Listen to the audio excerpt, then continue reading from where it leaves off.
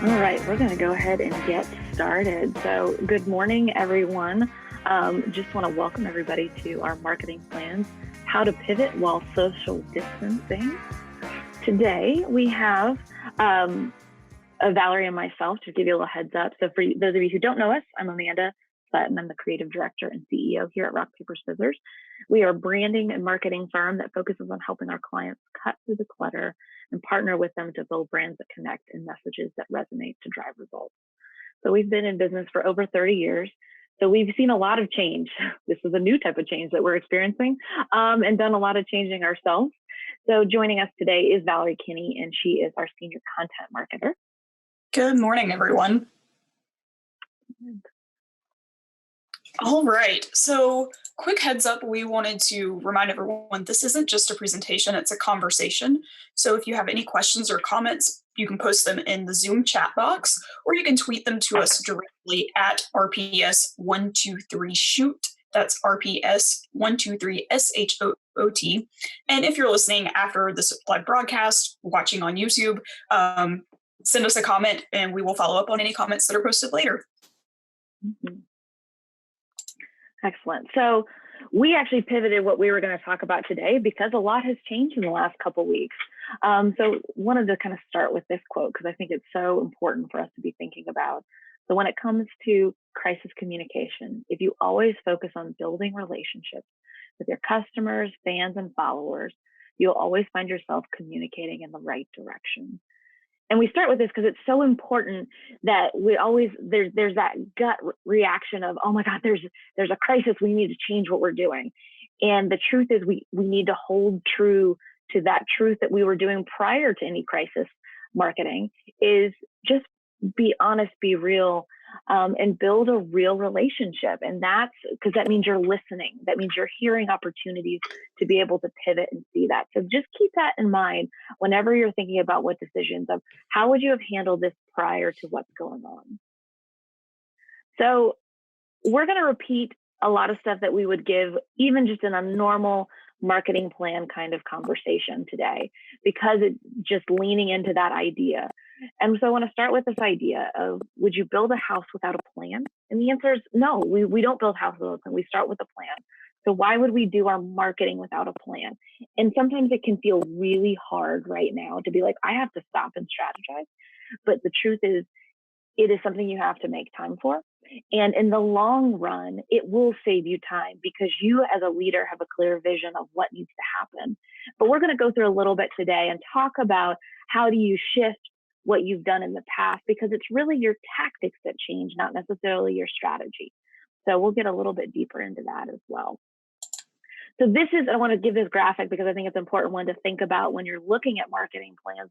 If you're intentional and you're using a plan, you're able to move through very crisply and cleanly. Whereas if you're reactionary, you're going to run into things and it's chaotic and you double up on work and people end up doing things that you weren't planning on them doing. So it's really important to take that minute to be intentional and to think about it. And we're going to give you a couple tools today that are some quick, even if you can just give yourself 30 minutes to reevaluate where you are and what you need to do, that 30 minutes of planning can really shift the way that you're leading your team, the way you're communicating with your audience, and really building relationships. And we'll talk about what do you do if you can't convert leads right now and you're having to just focus on different ways. We'll talk about that a little bit as well today. Okay, so a marketing plan has a lot of moving parts, as you're going to see as they pop up on this slide. And we really like the way Allan Dib breaks it out in his book, The One-Page Marketing Plan. This is actually a book that we're going through together as a team at our office. And today we're going to be focusing on the first three in that before section. So we're looking at target audiences, messaging, and marketing channels. And perhaps later on in the future, we might focus a little bit more on all these other elements that you're seeing scroll through. So definitely stay tuned for future webinars and information from us, because I imagine we will be diving into this later on. Absolutely. So going back to, actually, I'm going to flip back for just a second and look at this again. So today we're going to focus on target audience, messaging, and marketing channels. So once again, we want you to start with this before you market, this planning piece of what we're doing. And And when we're looking at that, anytime I'm talking and working with a client, we always want to think about two key things with your marketing. One is you're trying to convert your audience, you're trying to get sales, get them in the door. And the other one is you're trying to grow your audience, because you want to have an audience who might not be ready to convert in your back pocket, so that when they're ready, you're already top of mind. So what happens in a crisis is we can't necessarily, depending on your grocery store, no problem converting. But that is not the case for everybody else. If you can't convert an audience now, your marketing should shift to growing your audience. How do you really reach out, connect, and serve people who would be your audience in the future? And that really sets you up for when we all get to go back together, because we will. At some point, we will all get to be in the same room again, and people will walk in your door and want to do transactions. So that is coming. So don't worry, don't panic on that side. So let's be proactive and make sure when the floodgates rise, that you have a bigger audience to then tap into, that has gained loyalty and trust with you during these times, because you were a good partner, you were giving them resources, you were giving them encouragement. Because it's a big part of what's going on. There's a lot of fear out there, and how do we show up in a way that we're going to be proud of? I've seen some memes going around social media back to, it was dated like March 16th, 2020, and with the caption of, "Will you be proud of your actions on this day?" And I think that's an important thing to be thinking about with this, is you have to focus on, the forest and not the trees. And so growing your audience is a way to focus on the forest. So when everybody's come back and ready to spend money and grow your business, that you already have those people in place and you're not trying to scramble. All right. Absolutely. So target audiences, I want to take a little bit of time just to recap on what a target audience is, because if you're going to grow your audience, this is a good time to look at that again. Okay, so one of the things we recommend for people to do is to create an audience profile.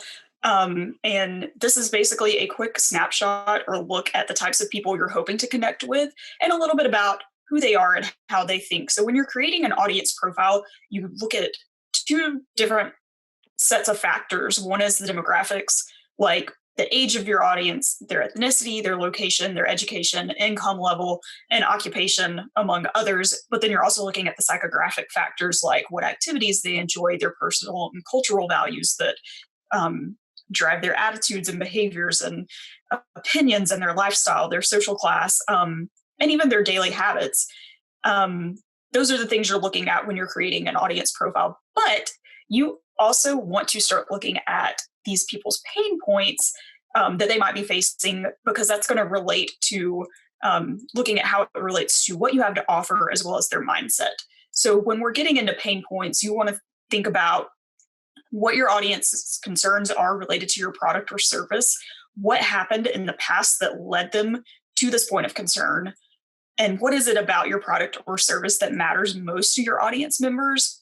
How does your product or service solve a need, a pain, or make your audience feel good? You also want to look at how your product or service can better the life of your audience members and make things easier for them.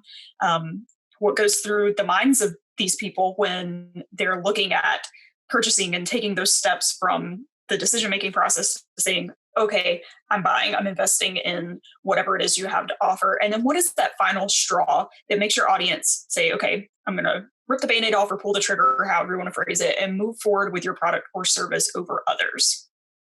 Mm-hmm. So to help kind of get a little bit deeper into that, you want to understand who those are, or who your audience is and what to connect with them. Brainstorming that and that psychographics that Valerie was alluding to is a really good piece of this to think about, because that is, if you can't convert your audience right now, knowing who your audience is and what their lifestyle is like, leaning into that is where you're going to get ideas for content to grow an audience, because you can really just show up as a concerned organization wanting to help people. So taking all those ideas, now how do you start to tell a story with it? So let's talk a little bit about how do you start to message that. So I actually want to start with a story of what messaging and what we want to be looking like, because there is so much stuff going on social media right now and in email, because everybody is only really connected through their phones and their computers. we need to focus on crisp, clear communications so that your message is cutting through that clutter even more today than even 2 weeks ago. So I want to go back to the story of Apple Computer. And I think most people are familiar with Apple products. So I want to do a little bit of a history lesson. When Steve Jobs founded Apple and was starting to market it in the 80s, wanted to, promote the computer. So he put an 8-page ad in the New York Times. 8 pages. And it listed out, I'm only showing you 2 pages of this right now, of all the details and specs and everything that it could do. He was just trying to give so much information. And for those of you who are familiar with Apple's history, you will know that Steve Jobs was fired. And when he was fired from Apple because it wasn't growing and taking off at the rate that they thought it should, and he was creating a lot of conflict within the organization, he went over and started working with this organization called Pixar. So for most of you who know, Pixar is all about storytelling. So he got to deep dive and understand using technology from what he was learning with Apple Computer and how to then take it into a story. And so when Apple went back to Steve Jobs saying, we need your help, we're in trouble, he had this whole new set of tools in his pocket, and it was storytelling and how to tell messages. And so he went from this 8-page ad to 2 words. He took away the product and he focused on the pain and the emotion. Went from 8 pages to think different. And it's really powerful of how drastic their story is, but how effective Apple has been. Most people are going to have some connection to them, whether they have a Mac or an iPhone, or their friend has it, or their relative has it. We all know who Apple is right now.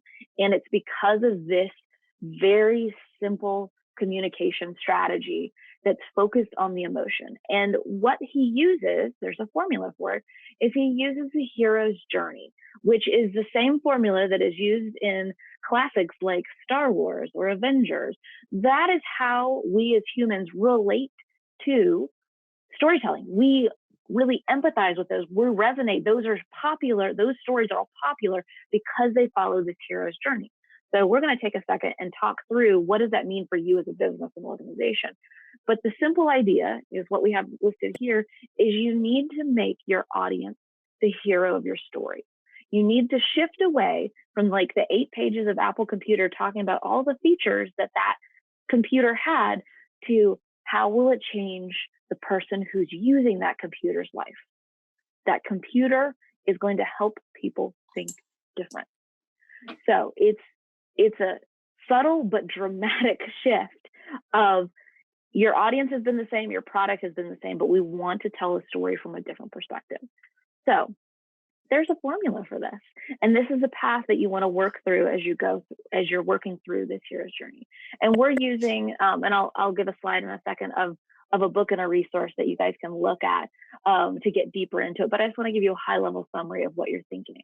We use this map anytime we're writing any type of story, because if we know we do this, we're being clear about our communication and we're walking our characters, our audience through a process, and we know we're not going to miss anything. So we follow this journey along as we start with defining who our character is. And that's going to be your consumer at some point. And then you're going to establish what their problem is. So you want to quickly establish at the beginning what that looks like and what those pain points are. And then notice it's not till step 3 that we introduce a guide. And that guide is you as a company, helping them, saying that you understand their fears. You want to be empathetic, and you also want to establish that you've done this before and that you're an authority figure. And that could be with testimonials from clients. It could be, we've sold 5 million products, or we have a 4.9 star review on Google, whatever that is, to show people that you understand their pain and that you've done this before. Then once you've established that you can help them through it, then you give them a plan, and you want to keep it simple. You don't want to show them how the sausage is made. You want to be really clear, and this should be maybe 3 to 5 steps. So really, really simplify what that could look like, of giving them high level pieces of it. Once you've established a relationship with somebody, you can go deeper into details that you need it. But if you're just trying to get a message out, you want to keep this really simple about what those action items are. So then you give them the plan, and that takes you to actually calling them to action. And when you call them to action, there's two different things you want to think about with calling them to action. And I want to talk about pre-corona strategy and then also post-corona strategy right here. Pre-corona is you want two different types of call to action. First one is you want a direct call to action. And so that would be like, buy now, call today. That might not be applicable today. So you're going to use the secondary one, which we call the transitional action. And that's typically something like follow us on social media, sign up for this gated piece of content so you can be added to our mailing list or be added to our mailing list. So right now, if you can't convert people with direct call to action, you want to really rely on that transitional one, because that's helping you grow your social media and your email list. Those are going to be really critical things to be thinking about. And that might be the only thing you want to give your people now. So once you tell them what that call to action is, then you want to talk about the results they will get from following you as their guide through this plan. And you want to clearly lay out the joy that you will give them if they follow through with it. But then you also want to outline the despair that they will encounter if they don't follow that. So that's a critical piece that you want to follow. So this is mapped out. And once again, this is what we call the hero's journey. I want to show you. So if you want more detail on it, we're borrowing most of this knowledge from one of our greatest messaging thought leaders, who is Donald Miller. So he has a great story called Building a Story Brand. So you can, if you want to get deeper, get his books. He has webinars. Or if you like us and you want to work with it, we also do his materials. And so just give us a call. We want to give you options for all of those to really make sure that you can start to tell a better story. So it's starting to learn that new skill. And we want to empower you to tell better stories through your connecting with better people. All right. So now that we've talked a little bit about audiences and messaging, and we've got all that in place, we know kind of what we want to send them. It's time to figure out how you'll distribute these messages. And if you've done a bit of digging on your target audiences, like we talked about earlier, you're better able to connect with them because you understand where and how they're consuming information. And so that'll help you choose the best marketing channels for reaching them. So we're going to dive into marketing channels next. All right, so before we get too deep into marketing channels, I want to talk a little bit about funnels. And the reason I want to talk about funnels is this is how we apply those marketing channels. So this audience funnel is the path that every person goes along when they are buying something or making a decision on it. And so it's important to know that we all go through this process. And if you know what that process is like, then we start to apply the channels to each step of this, and you can curate the content in each one of your marketing channels to answer questions that are more applicable to that stage of the buying process. So I'm going to walk through. It's a funnel because you're going to encounter more people at the awareness, and every step of the way you're narrowing down less people at interest, decision, and action. So this is a really critical path to understand what this is, because this is you hear a lot about the 7 touch points before somebody knows that you're around. This is the path that they're going through. They have to go through. This is how they build trust with your brand. So the first step is awareness. And that is, I might need something. Or in some cases, people might not even know that your product is something out there. So this will help make sure that people are even know that you exist as a company or that your services exist. So this is super broad. They're not applying it. It's just, oh, that's something there. Then we step down into interest. And interest is, I need more information. That buyer is starting to figure out, okay, how would that apply to my life? So they're going to need a little bit more information than the product just exists out there. And then once they've gotten to that point of, oh yeah, you know what, this is something that might work really well for me. This is going to solve my need. Then you step into decision making. And this is at the point when they are reviewing you and competitors to decide who is going to be the best fit for them. And then that final step is action, of actually making that transition. transaction. So this is a phase that people go through. Depending on circumstances, they go through it quickly or slowly. We're probably seeing a lot of people go through this a lot faster just because of the added stress of what's going on the globe right now, but they're still going through this process every single time. And so we want to be thinking about, when we look at channels, how does it apply to each one of these pieces? And you'll see on the left side of our funnel, I've included a little graphic that says marketing and sales. So it's trying to show you which steps of these are your marketing efforts and what is truly sales. And the interesting thing about this is, in the last 20 years, this is totally flipped. Marketing used to really just be awareness, and sales was completely handled by like sales teams, and it was interest, decision, and action. So you could control a lot more of it by just training people. Now we're dealing with that whole, 2/3 of that decision-making process. You might not even know who your audience is. So that's something you want to be thinking about as we go into the marketing channels, to start to decide what is going to be a good choice for you, and where would somebody encounter different pieces throughout their buying experience. Okay, so once you have a better understanding of how people are making decisions as they go through the sales funnel, then you can start to select and prioritize your marketing channels based on that approach. So you want to use your audience profiles that we talked about earlier to then go through this list and select channels your audience is already using, and then cross-reference it with the sales funnel to make sure you have channels to support your audience through that entire process of this decision-making and buying. So you might also want to look at channels that you haven't been using, but you think might be worthwhile putting some effort into.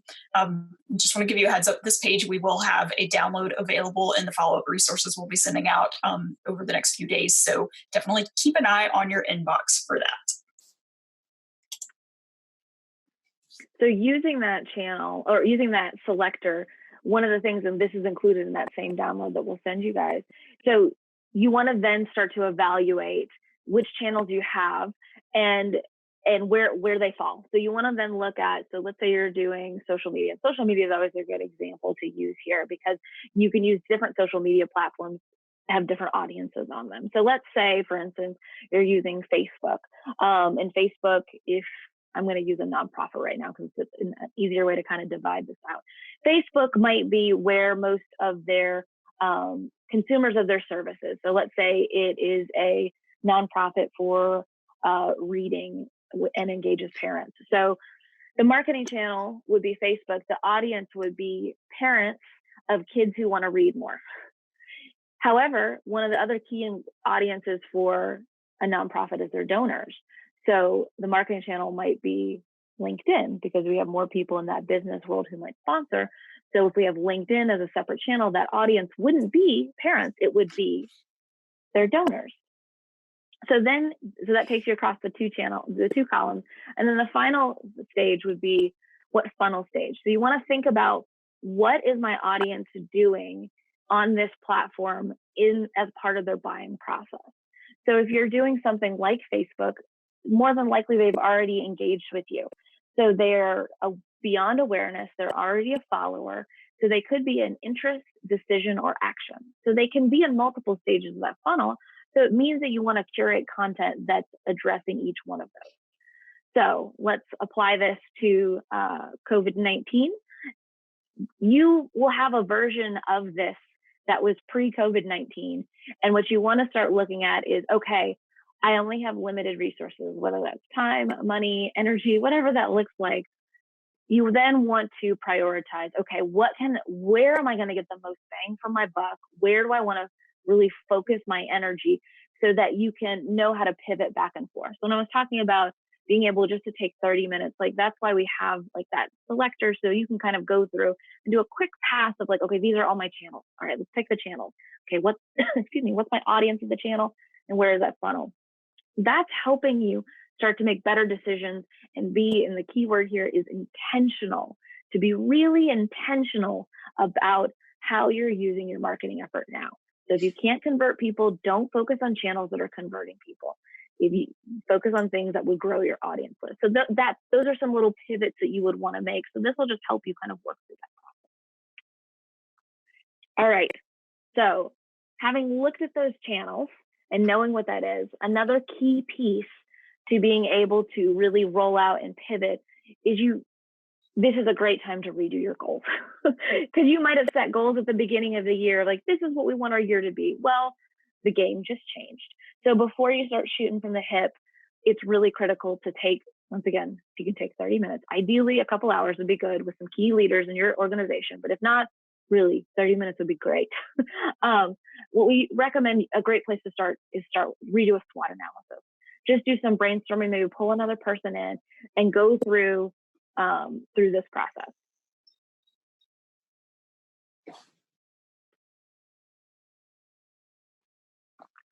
So kind of to outline the difference between the processes is your strengths, your weaknesses.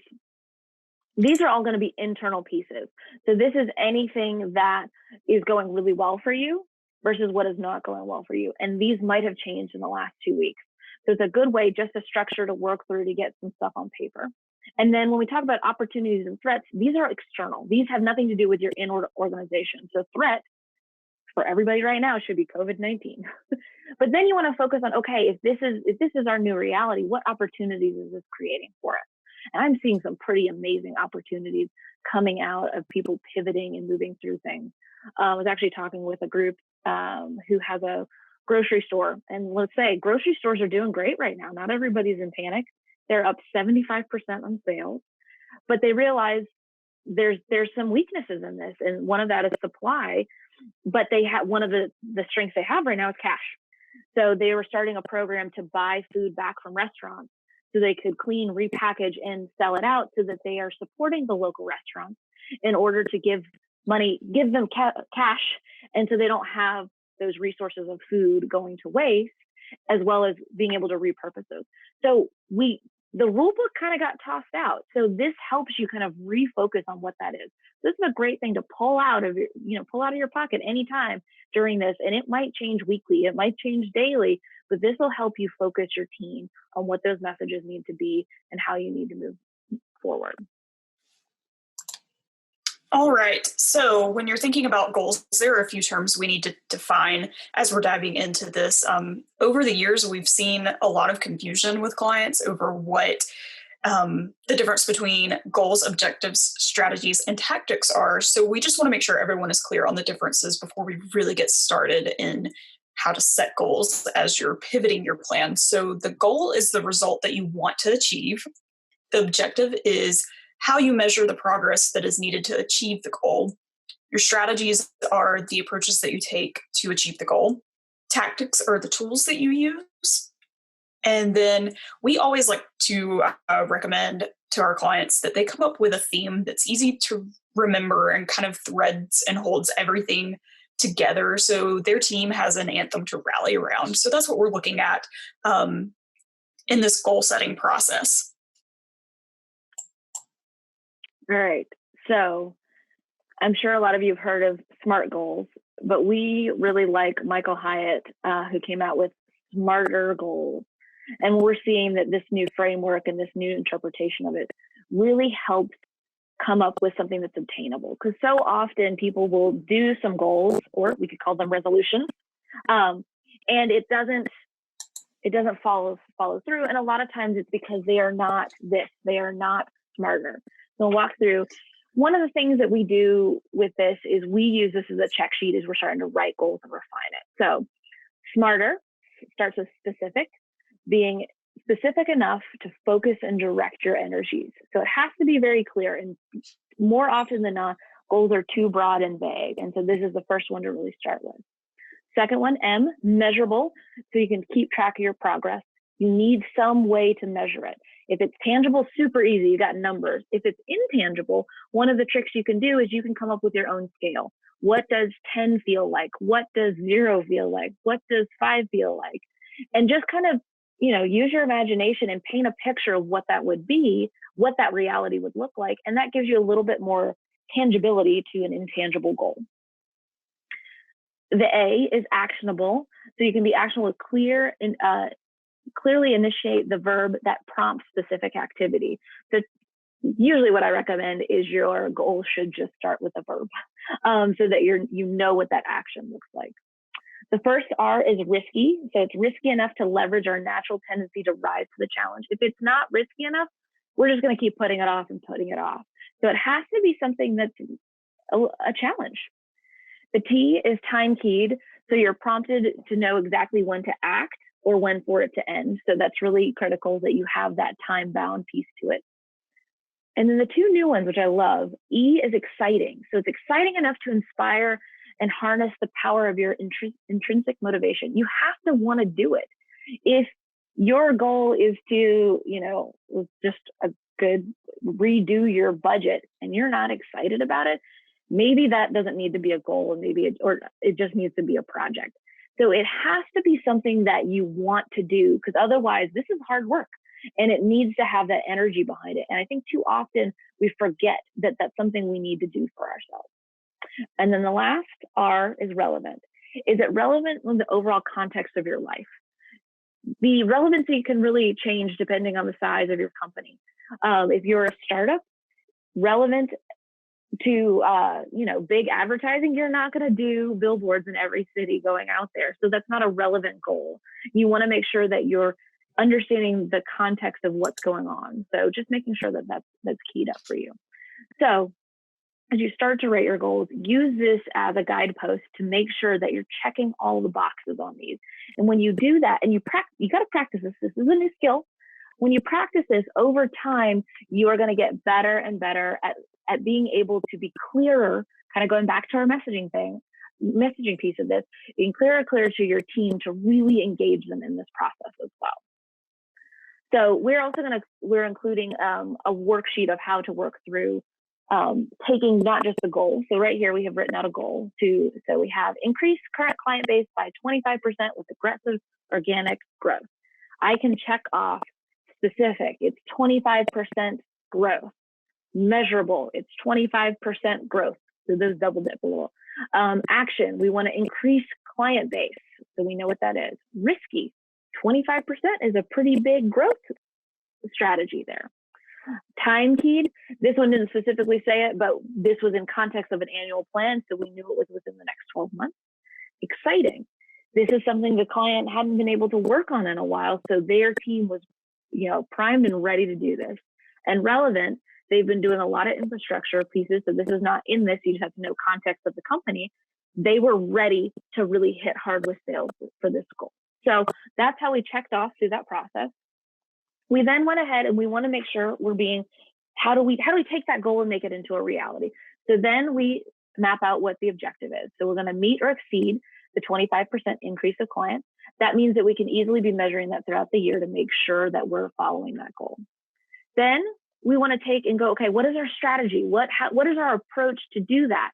So they want to use aggressive and organic growth models to increase business among current and new clients in 2020, which includes client retention to maintain the base during this heavy growth. So those are outlining what are some of those strategies. And then we break that into specific tactics. So what are the specific tools we are going to use to go through that process? So we're going to give you this worksheet because there's a nice way a framework to work through.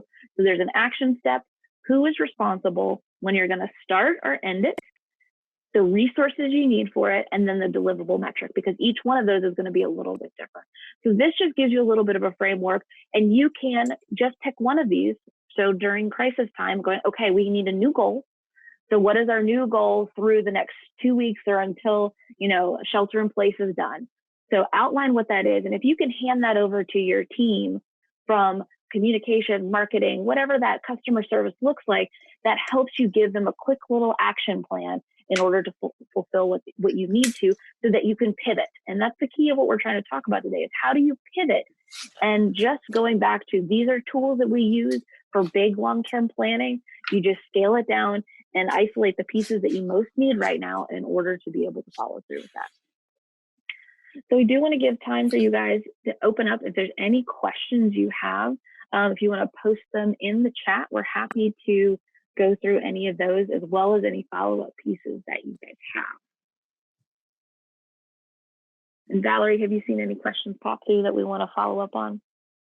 Not yet. Okay. I'm going to refresh Twitter just to check. All right. Well, while people are presenting questions, and we'll stay on the line for just a little bit longer, if you do need help with this, we are offering a 60-minute marketing consultation. So just reply to us. We're happy that we always offer these as well anyway. So just let us know, because this is sometimes you just need to bounce some ideas off. You need somebody who is not in your current environment to say, is this crazy? Am I overthinking it? So we are always here as a resource. And we're going to use all the tools that you saw here today, and just walk you through it as fast as we can. Efficiently, not just fast. And then go ahead and I'm going to tell you guys that we have scheduled our next webinar. It is April 22nd. We are leaving our topic as TBD, because we don't know what the world is going to be like on April 22nd. So please let us know if there's anything from a marketing strategy or perspective that y'all would like to know more about. We have a lot of information and content in our pocket that we're happy to get out there to help everybody, stay in business, stay positive. So please don't hesitate to reach out. All right. So that kind of concludes things for today. We will, as I mentioned earlier, be sending up some follow-up emails, and we'll post this webinar on YouTube soon. So keep an eye on your inbox. We'll let you know when everything is available. We will also be sending out an email with a link to a feedback form that we'd love for you guys to fill out, so that we can get more ideas from you guys on what you'd like to learn about in the future. So stay tuned, and we will be following up shortly. Amanda, anything else? That's it. Thanks guys for coming, and we'll get everything back out to you. And please, we're here for you.